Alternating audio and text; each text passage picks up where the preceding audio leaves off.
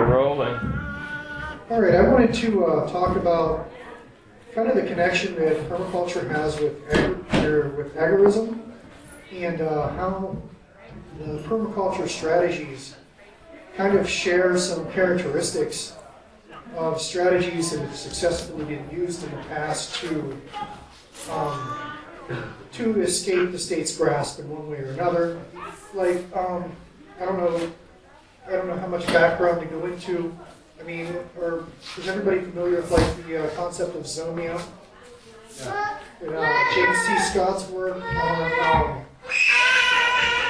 basically on early agrarian states, and how there were these certain pillars that were, or roots that were required for state formation, and one of those is being sedentary, and another one of them was a type of sedentary farming that was relies heavily on staple crops like grain, things that can be easily counted, things that ripen all at once, things that are very easy to see, basically things that are very easy to appropriate by the state, and very easy for them to calculate exactly how much to steal from you, because the crops lend themselves to that. Whereas a lot of stateless peoples, what they have done is they have escaped their respective states by relying on more of a horticultural society that is, one of the biggest problems we run into, like trying to replicate anything they're doing, like as they're doing it, is the fact that they weren't sedentary at all. Like, for what they do to work, you have to be mobile. Like, they were mobile, escaping the state at every turn. But I think we can take different things from that. Like, for instance, to understand how much of it is a route to be striking at as far as food independence goes. Because, like, the vast majority of their strategy relied on not relying on the same staple crops as the captured populations. I mean, we're talking early in state formation, when people were basically being rounded up and said, you belong to this person now in this state, and you're going to farm, or you're going to. So, I mean, I've been kind of thinking on the same level for a long time with what we've been doing, and just kind of trying to figure out alternative staple crops that would be analogous to what the stateless people of Zomia and others throughout the world. It's a pattern. It's kind of like a model that all these stateless peoples have followed all throughout the world. Even in, like, you could say like the people in the hills of Appalachia have followed that model to some extent. For the type of the type of really agorism where you're just ignoring the laws and you're kind of on the fringe. You're at a place that the state can't really project its power. It's like hard to project its power to there.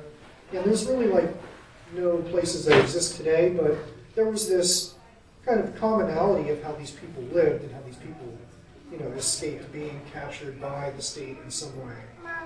And we're really looking into developing some, in permaculture, I guess I have to do a little context first. Permaculture, we have what we call plant guilds. And they are a group of plants that you plant together, and plants occupy different spaces and they have different functions, and they complement each other instead of trying to choke each other out, basically. And we're developing some plant guilds of perennial food crops that are alternative staples, but once you get them going, they basically spread on their own. And you can either use guerrilla gardening or different methods like that, and just start spreading these plants. And we're going to be propagating them and have them available but there is a specific guild that I'm really interested in. It's a combination of a plant called a sunchoke, or it's really some artichoke, you might know it as, and a plant called groundnut, which is it's not, some peanut is groundnut's a common name of peanut, but it's not. It's a pea that makes a tuber, and the two can grow together in basically the same space. The one trellises on the other one. The one adds nitrogen to the soil that the other one needs, and you get a perennial root crop that you don't have to maintain every year when you dig them. So we're figuring that there's different levels of a post-state food supply and a more agarose food supply that's going to get there. And one of those levels is going to be some type of forage level that is intentional, like intentional forage. Basically, one of the strategies we're using is we're planting more food forests in our fields with a lot of perennial plants, and the other part of that strategy that has more value right now is all those staple crops are premium animal feed as well.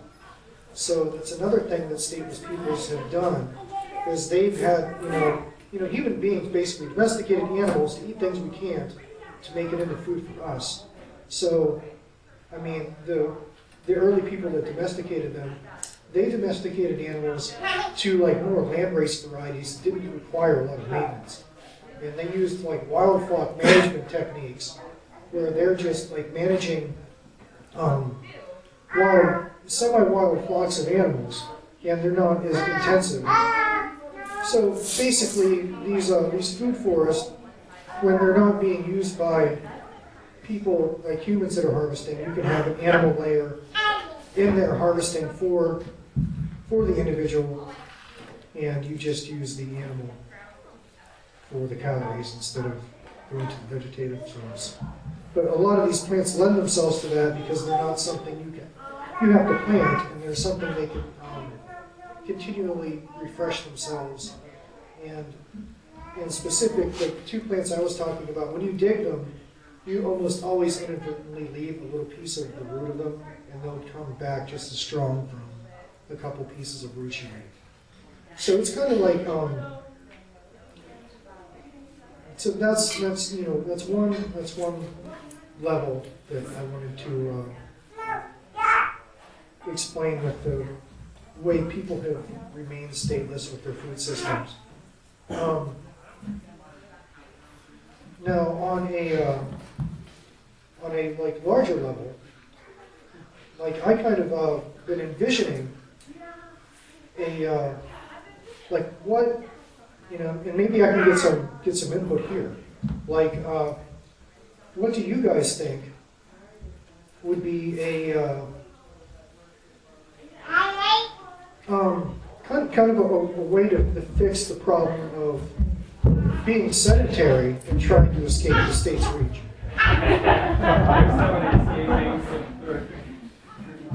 Because that's really the challenge is to a post-state, trying to apply these, historical models to any type of actionable thing. Are you serious? All right, let me see. Okay. And now I'm even more train wrecked than I was. Yeah. Grow food and stuff.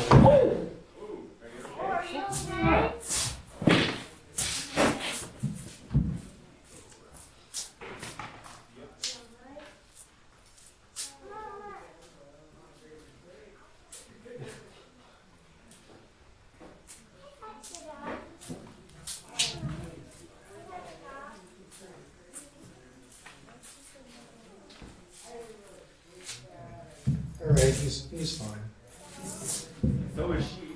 Yeah, did she fall too? Yeah. Oh, I didn't know. I thought he has problems with gravity wells. They just like pull him places. You don't even know. Like he can be walking and it's just on the ground for no reason. Yeah, so I'm more train wrecked than I was. But you know, I had a list of different plants that would be an alternative, like an alternative staple crop. So it kind of fits the models of that has been used in the past. And let's see, we have like amaranth is something that will even self-seed. There's a plant called lamb's quarters. I don't know if you guys are familiar with it.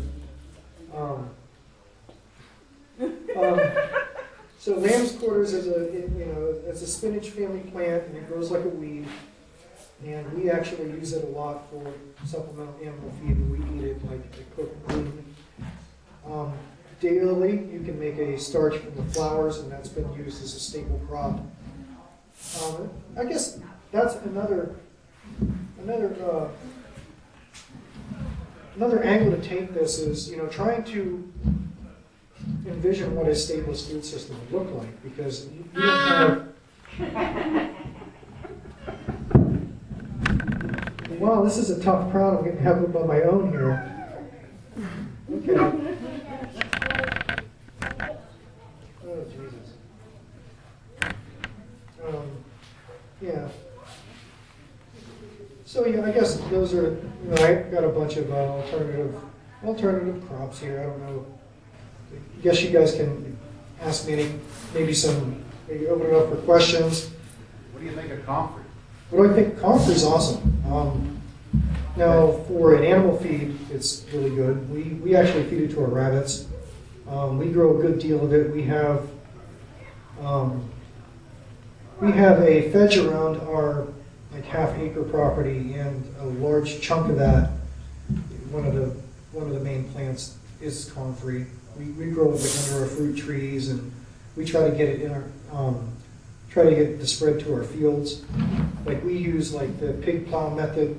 We were using that to clear land where you have a mobile pig pen that you move across the land and the pigs clear for you instead of a tractor. And we were, you know, trying to get comfrey established along their path, along with the sunchokes and turnips, and we have a whole mix we throw down. You eat it too? What's that? The comfrey? No, I mean, I don't know. There's a lot of conflicting stuff on it as far as consuming it all the time internally. Now, supposedly the methodology that they prove, there's studies that say that there's I think allotonin is the primary chemical that is responsible for the healing, but if ingested with large quantities, you know, over time, can be a carcinogen. It'd be like a pickup truck every day. Yeah, exactly. So the methodology of these studies is pretty bogus, but you know, I guess they've you know, they can make anything bad if they give you enough of it. But you know, it is a matter of dose makes the poison, and is consuming comfrey enough to do anything. I don't like, I've read a lot about comfrey and animal feed and stuff like that, and the people that feed comfrey have really healthy animals. I mean, but you know, generally we're raising animals to eat them, and we don't want them to get that old because they get tougher and whatnot. So, you know, we don't know what it's going to do to the animal, and you know, if it would live like 20 years or something. But generally, it's safe for an animal feed. I don't know. Personally, I would think if you were taking it medicinally for something, I wouldn't be afraid to take it internally. But I don't know. There's such a barrage of carcinogens that you're already exposed to just from breathing air at this point that don't want to help that along very much. But yeah, the comfrey's awesome. And comfrey's something that you can propagate really quickly. You get one big comfrey plant growing, you can dig it up and you can cut the roots into like inch-long sections, and each one of those will make the plant that big the next year if you plant it in the right place. But you know, I have the stuff that I'm concentrating on right now, as far as a like alternate staple crop that doesn't need a lot of intervention. And that was another thing too about the stateless peoples, and their, like, they call them escape crops. Like, their escape crops were things that, like, you could leave it in the ground for 2 years and it's still edible. Like things that didn't need harvest all at the same time. Things that you might even blend into the landscape. And of course, I'm talking about just like one level of a food production system, and just kind of hyper-focusing on this periphery that would be this like kind of backbone famine food system that I think should be being established anyway, just because there really isn't much of that at this point, the way it used to be. Like, people used to grow famine crops along with the other crops in case the main crops went bad, but they just grow corn. You know, it's like there's nothing. You know, if there's some big deal that goes down and the just-in-time food system can't keep up, there is no famine food being grown. It's like, but we think that that could be a food forest type situation, could have a backbone of like of that, and then you have your more intensive production that is being done in the smaller spaces, and then you have all the way up to agricultural type stuff. But we're really focused on like more horticultural techniques and agricultural, where I mean, I guess the main difference is we use like a dense polyculture instead of like monocropping and rows and everything like that. We have a you know, some things are just like random, some things are in a hexagonal grid. So, you know, like it depends on what we're growing as to, you know, the method and stuff. I don't know, Karen might want to talk about some plant varieties.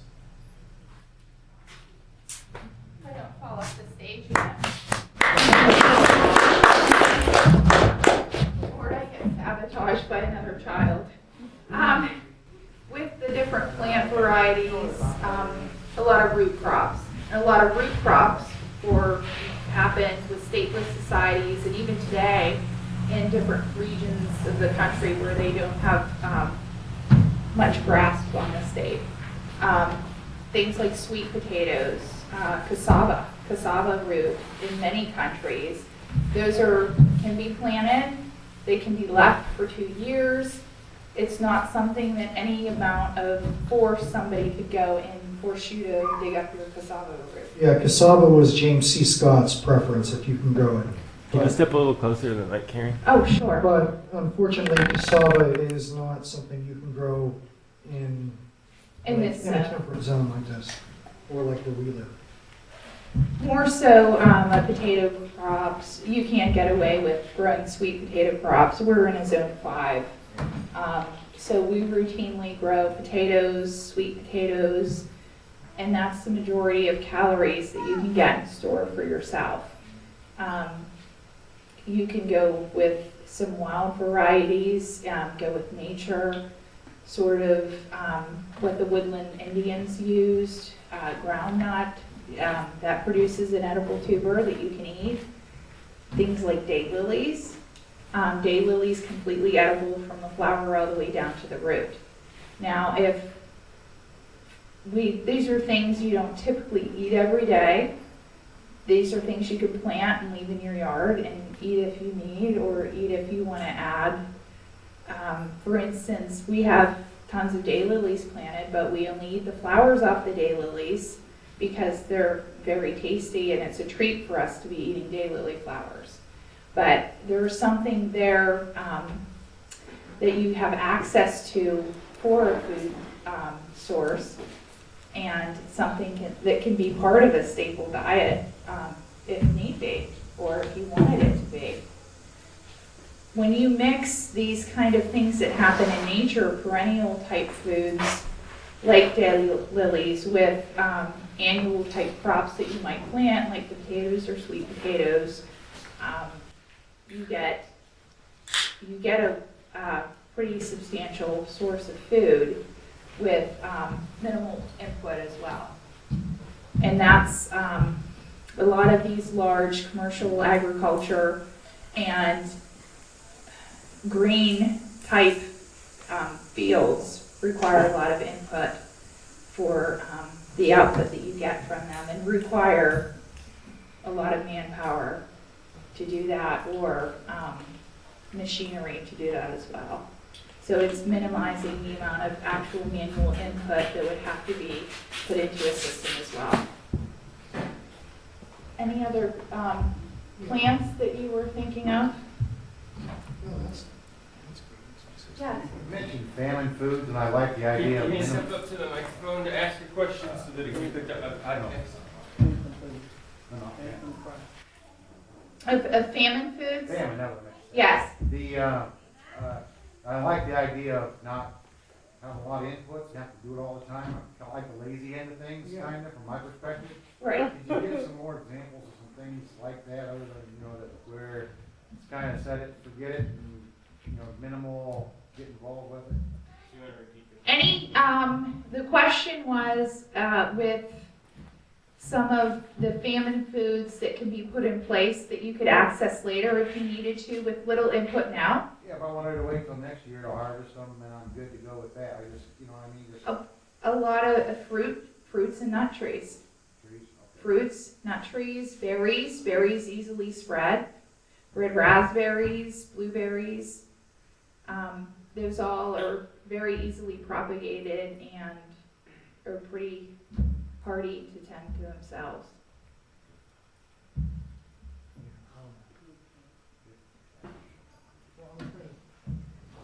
Anything that you can, to help reduce time spent with doing any type of farming or any type of gardening, primarily consists, we can go down several rabbit holes. A huge thing is having good soil, and focuses on just keeping or maintaining the soil structure and the soil balance that's in your yard or in the area that you're working in. And that very, very easily can happen with just adding dead materials. Yes. Oh. Ask a question. You I can, I guess. It doesn't sound good when you're listening to a podcast and you can't hear the It's audio. just a quick question. Yeah. I was just wondering, what about gourds like winter squash and pumpkins? They're very minimal with what you have to put into it, and they hold quite a long time. They're absolutely wonderful. Winter squashes are one of my favorite crops to grow. Their preservation of them, you stick them in your root cellar or your old basement, and they last all winter. So very minimal input to have food for an all year round purpose. Yeah, and with like the squash like that, we can really, she was talking about the woodland Indians, and you can look to that model because they were only semi-sedentary, so they had they were kind of like a pre-state agricultural system, because like there was 5,000 years of agriculture before the state existed. I mean, like I don't know, kind of the official narrative is that, agriculture showed up and then proof the state existed. There was like 5,000 years and there was a big transition and people went back and forth. Like people that had developed agriculture said, screw this, we're going back to hunting and gathering.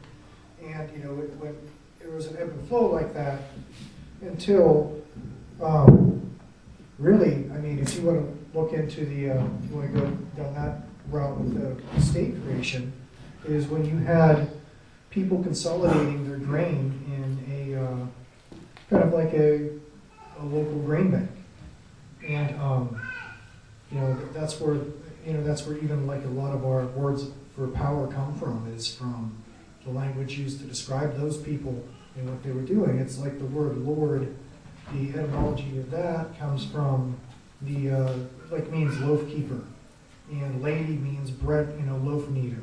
I mean, these are people that at one point were just a kind of a market function to guard the food. If they were guarding food from the roving bandits, and they weren't really like a central authority on anything other than guarding food. And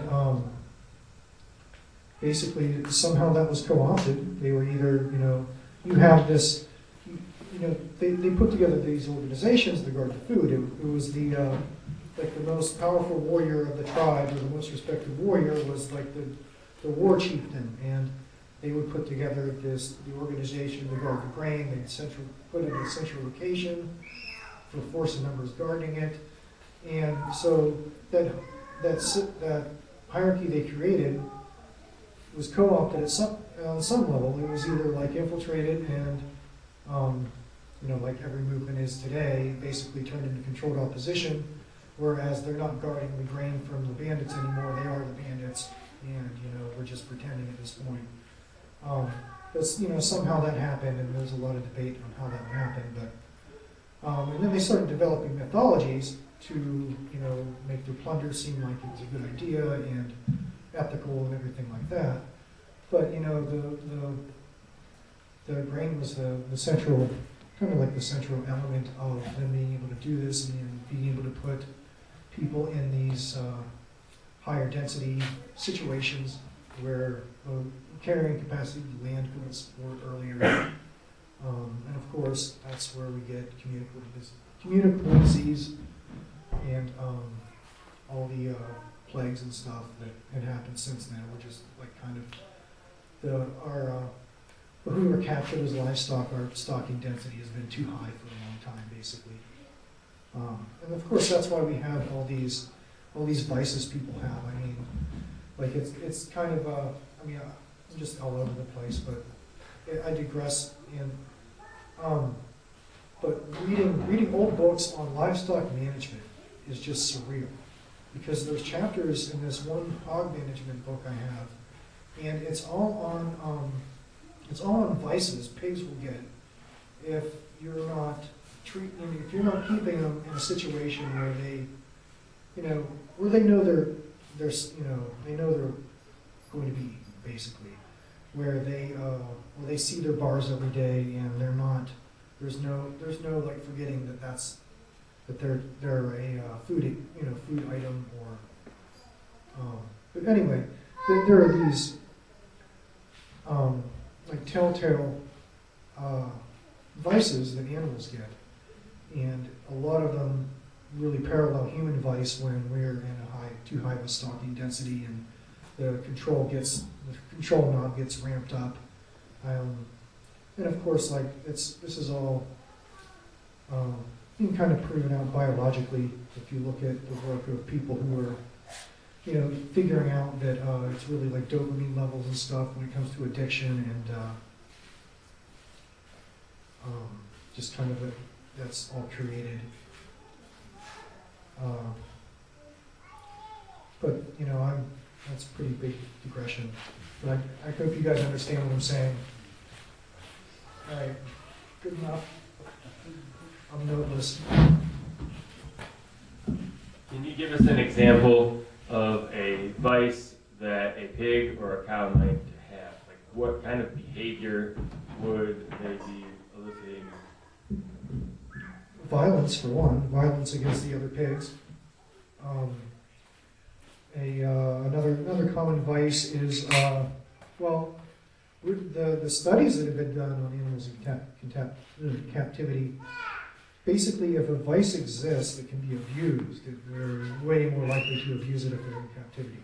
Like if they're free, like you can try to, like on the rat studies that I've read, like you can try to like make a rat addicted to like heroin or something, but putting them in a position where it can get the heroin or it can just like leave, it would leave. Like, a lot of these vices are kind of like symptoms of being in a cage. Let's see, another one is like not eating or eating too much, or you just go down the list of what is classically considered I mean, if you offered free alcohol to animals, I guarantee you, the more turned out the oppression knob is on that animal, the more it's going to drink the alcohol. It's just like, I don't know, it's an interesting parallel that I wanted to share that I found, you know, just reading things that shouldn't connect but do, you know. And question? Yeah, I got one. So I'm interested in hearing your take on like the natural cycles, like starting from scorching the earth, taking advantage of that, using woods, and then taking that in various places on your property, all the way up to mature forest, and how we can get different types of crops based on what spot in the natural cycle that each portion of our land is under at that point.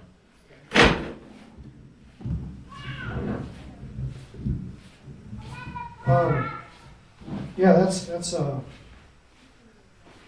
well, it kind of ties into the history. I'll give the historical perspective. Like these stateless people, their agricultural method was called swiddening, and it's shifting or slash and burn agriculture.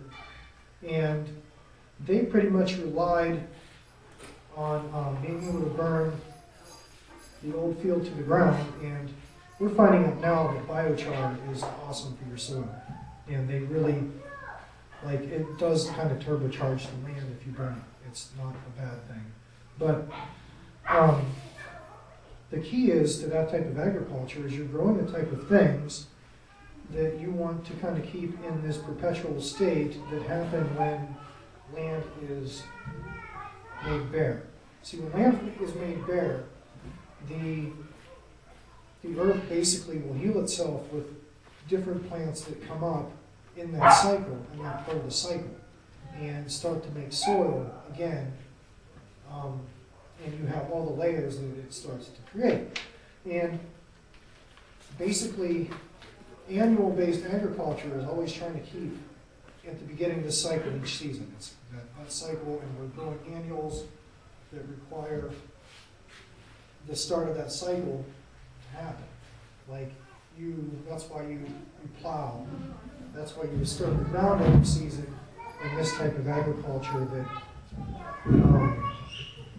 kind of displaced the more horticultural methods that the stateless people used. But it's also in the different stateless places they use this swiddening. And basically what Rick is saying is that that's always, it's kind of like if you're changing a piece of land, you're going to start there. You know, if you're going to actually change it, you're going to start, you're going to have soil, you're going to like grow cover crops and compost crops, and you're going to start growing your soil in place. And that is, eventually that land is going to want to transition to a more perennial-based system instead of annual-based system. Okay? So, really, like the annual production stuff with permaculture and like low intensity or low intensity design where you don't have a lot of maintenance, is you're trying to find methods to keep it in that stage without having to go every year and scorch the earth. So we're talking like deep wood chip mulches and stuff like that, living mulches that, like, for instance, if we get a perennial living mulch growing that will allow annuals to grow amongst it, like a perennial clover, then that gets kind of a foothold, and if we can keep that there and not let the next layer, which is going to be shrubs, secede from that, that's a very, very little upkeep on that property. That's not plowing every year and everything else.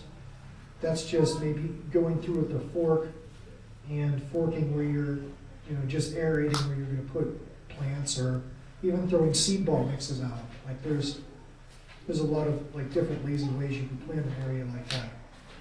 But sometimes in different areas you want to take it to the next level. You want to choose plants that are perennials and that are like a shrub layer food crop. So you could take it to that next level on another part of the property, and then all the way to a food forest, depending on the size of land you have. But I don't, what was the rest of the question? I'm just kind of trying to explain the context of what he meant by the succession. So basically, I was trying to illustrate how we can, as far as your topic being escape permaculture, how we can take advantage of the various steps that nature kind of takes along its way. And you may have a crop, you may, let's say you have a field that looks like, just an open field with a few trees in it, but it's actually in a certain stage. So you may be getting nuts off the trees, you may be getting, ground nuts from the ground, concrete out the ground, you have a brush layer, you have all these different layers, and you're able to take in all these different crops on each layer. I just wanted to hear how you might expound upon all these different layers, and I know there's a certain number of layers, I don't know how many there are, but what kind of crops you can grow on each additional layer, as far as how that might work into escape permaculture. Okay. All right. Well, to illustrate that, I've already explained the groundnut and sunchoke field, which actually contains a couple other plants, but the main plants are groundnut and sunchoke. They occupy different spaces in the way a forest is organized. And there's basically 7, and they start from underneath the soil, which is called the rhizosphere, where you have your root crops, and then it goes to the ground cover on the soil, and it keeps going up and up to the herbaceous layer, and then the shrub layer, and then the subcanopy layer, and the canopy layer, and each one of those layers are opportunities to grow a plant that has a useful human use. So, for instance, and like this is actually something I was going to get into if it went that way, but there is a lot of evidence that the forests in North America were kind of designed with the human touch that way. There is I believe it was from Scott's work that I heard him talk about this too, that the American wilderness, as it was described by a lot of explorers, was actually more the result of the mass dying off from disease of the natives and them not being there to maintain their food forests. Like much of North America was a vast food forest. Like there was like unheard of game populations, and it was a lot of it was designed intentionally. One of the elements, like kind of at least in this part of the North America, one of the backbones was chestnut. Chestnut is used as a food crop in this system for all kinds of like higher animals, especially like turkey. There were just these vast flocks of turkey that these human planted chestnut orchards, they were basically permaculture food forests that were planted by the eastern woodland Indians. And so I mean, history says that that's basically how humanity did survive post agricultural. The more horticultural societies eventually did lean towards that and lean towards designing these large food forests where they were nomadic, or they were actually semi-sedentary. So they would have sites that they'd hit, and they would improve them as they went. They would plant some chestnuts from the chestnut trees, and there'd be more chestnuts there, in a few years. And if you keep doing that for a long period of time, and you know what you're doing as far as stacking functions, which they did expertly, I mean, that's where we get and it ties into the squash thing too, like the winter squash.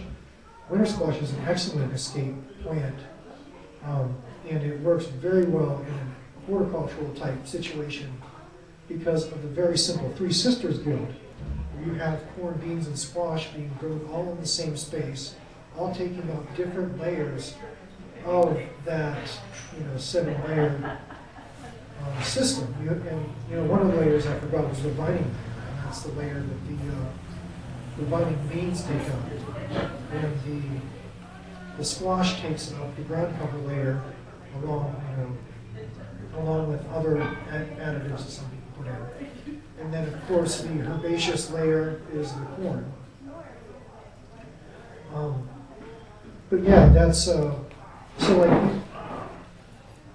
I mean, you would stack functions on the micro level and on the macro level in a food forest, but the micro level is easy to, plants that get along very well together, they're easy to set up positive relationships.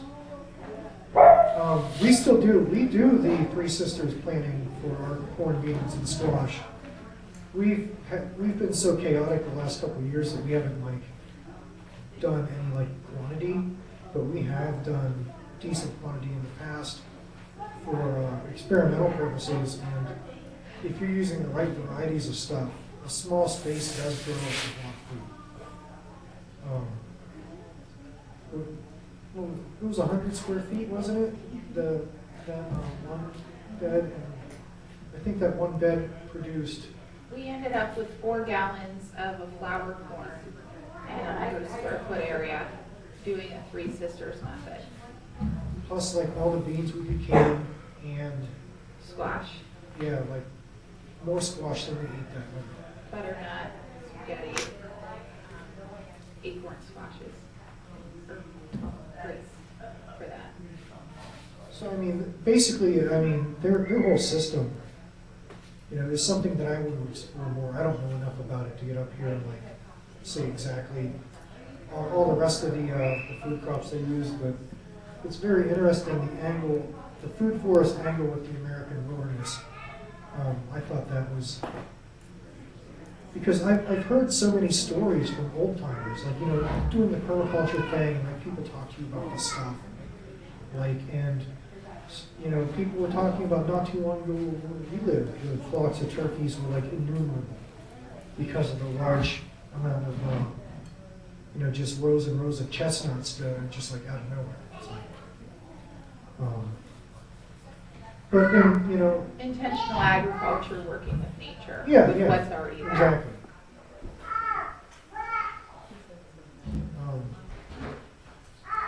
Yeah. Any other comments or questions or ideas about? I kind of glossed over the whole counter-economic aspect of permaculture. I just kind of think it's a given that it's a root.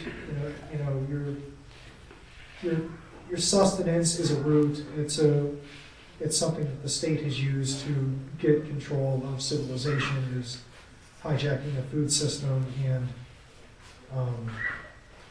there's a lot of counter-economic effect there if we can make a counter-economy that people can get their basic sustenance met while bypassing the state. We have to build these things now, and they're going to look like what they're going to look like. We can't sit here and design them.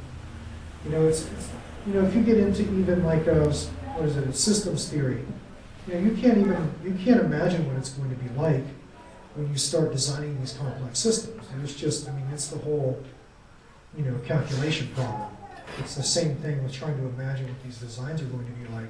We can only design on the micro level and make these distributed networks that all connect to each other, and then we'll be able to see what the larger design looks like. And I think that's a sticking point for people, is that everybody wants to know what the larger design is going to look like. And it's you have to build the small design, and the large design is like a fractal based off of your original data set that you're building. But I don't know, I just wanted to get these ideas into people's heads and get them thinking of counter-economics and food, and how essential it is. There's been a lot of good podcast material lately about it, and we have the Agora at Agricola group on Facebook that we're always posting interesting developments on. I wanted to get into even talking more about open source. the whole thing is so vast, what escape permaculture is, that it doesn't even just have to do with food, it has to do with the design methodology that open sources everything. I don't know, anybody here familiar with open source ecology? It's a project by this, I think he's actually trained as a geneticist. I forget like his actual credentials, but he has this demonstration site, and they're building 50 open source machines that can build a civilization. And of course, everything is off-the-shelf parts, and they're eventually going to transition to everything being home fabbed and 3D printed and CNC machined to where you can basically, build the core toolkit and use that toolkit to build all the machines you need, and create a counter economy based on that. But it's, very, very similar, to the concept that I'm talking about. It's real interesting because these machines, even though that there's labor involved now and like all the automation isn't there yet, like the capabilities of their $5,000 tractor is supposed to rival a $20,000 John Deere, and everything is made of standard parts and fab parts, small scale fab parts that there's no like markup on the, brand name tractors are known for a lot of markup on their parts for repair. When you can print a part or you can use your plasma cutter table to make you a part, there's not going to be, things are going to be a lot easier. Like the infrastructure, really it's like it's a shift in what is a capital good and who has it, when all this small scale stuff gets into production. But permaculture is that on a food system level. Like we're trying to disrupt the system the way that's going to disrupt the system, but on the food system level. I guess that's how you build a state-resistant food system, is you start with state-resistant individuals making it and making decisions that are state-resistant, and not being so easy to take the cheese on the trap. Like everything is artificially cheap because of subsidies, and I have to use subsidized corn in what I'm doing just because of availability where I am. There's nothing that isn't, it's all the same thing. But like where your choice matters, you can make between, like for instance, something as trivial as an operating system. Like that's why I advocate switching to open source whenever you can with computers. But you can switch to an open source food system by just simply starting your own and supporting people who are doing it. I guess. You have anything to add? Okay. We could go on forever about Yeah, because farming. I'm writing a book on escape permaculture, and my notes for this were like my book, so I don't know where to start and stop. So pretty all-encompassing, thing. When is your book coming out? I'm not exactly sure. It all depends on what fires I have to put out in between there. We have so much going on that I can't really make any type of prediction. I'm pretty stoked to work on it and pretty motivated, if that's any indication. So, I guess something I would be amiss if I didn't mention that there's a guy. Actually, there's a whole subset of the, kind of like the main permaculture community, you might say, which really don't jive with, let's say, more authoritarian collectivist type circles, and they're pimping something that they're calling liberation permaculture. And I got all excited because I kind of coined the term escape permaculture in my head, and like the concept and everything. And then I'm looking like for resources and other people who have made the same connections and stuff. And I find this, this term, this liberation permaculture. And no, it's all social justice. it's like social justice seminars, and I guess that's how we're gonna liberate each other, is be thought police. But yeah, if you're looking for liberation permaculture, looking at that might not be the thing you think it is. This word doesn't mean what you think it does.